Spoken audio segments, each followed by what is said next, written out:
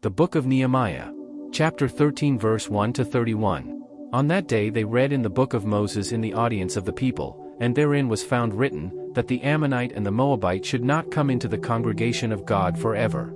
Because they met not the children of Israel with bread and with water, but hired Balaam against them, that he should curse them, howbeit our God turned the curse into a blessing. Now it came to pass, when they had heard the law, that they separated from Israel all the mixed multitude. And before this, Eliashib the priest, having the oversight of the chamber of the house of our God, was allied unto Tobiah. And he had prepared for him a great chamber, where aforetime they laid the meat offerings, the frankincense, and the vessels, and the tithes of the corn, the new wine, and the oil, which was commanded to be given to the Levites, and the singers, and the porters, and the offerings of the priests. But in all this time was not I at Jerusalem. For in the 32nd year of Artaxerxes king of Babylon came I unto the king, and after certain days obtained I leave of the king. And I came to Jerusalem, and understood of the evil that Eliashib did for Tobiah, in preparing him a chamber in the courts of the house of God. And it grieved me sore, therefore I cast forth all the household stuff of Tobiah out of the chamber. Then I commanded, and they cleansed the chambers, and thither brought I again the vessels of the house of God, with the meat offering and the frankincense. And I perceived that the portions of the Levites had not been given them, for the Levites and the singers, that did the work, were fled every one to his field.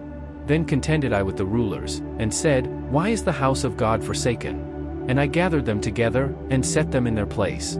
Then brought all Judah the tithe of the corn and the new wine and the oil unto the treasuries. And I made treasurers over the treasuries, Shelemiah the priest, and Zadok the scribe, and of the Levites, Pedaiah. And next to them was Hanan the son of Zachar, the son of Mattaniah, for they were counted faithful, and their office was to distribute unto their brethren. Remember me, O my God, concerning this, and wipe not out my good deeds that I have done for the house of my God, and for the offices thereof. In those days saw I in Judah some treading wine presses on the Sabbath, and bringing in sheaves, and lading asses, as also wine, grapes, and figs, and all manner of burdens, which they brought into Jerusalem on the Sabbath day. And I testified against them in the day wherein they sold victuals. There dwelt men of Tyre also therein, which brought fish, and all manner of ware, and sold on the Sabbath unto the children of Judah, and in Jerusalem. Then I contended with the nobles of Judah, and said unto them, What evil thing is this that ye do, and profane the Sabbath day?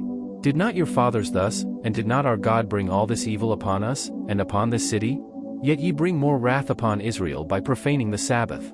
And it came to pass, that when the gates of Jerusalem began to be dark before the Sabbath, I commanded that the gates should be shut, and charged that they should not be opened till after the Sabbath. And some of my servants set I at the gates, that there should no burden be brought in on the Sabbath day. So the merchants and sellers of all kind of ware lodged without Jerusalem once or twice. Then I testified against them, and said unto them, Why lodge ye about the wall? If ye do so again, I will lay hands on you. From that time forth came they no more on the Sabbath. And I commanded the Levites that they should cleanse themselves, and that they should come and keep the gates, to sanctify the Sabbath day. Remember me, O my God, concerning this also, and spare me according to the greatness of thy mercy.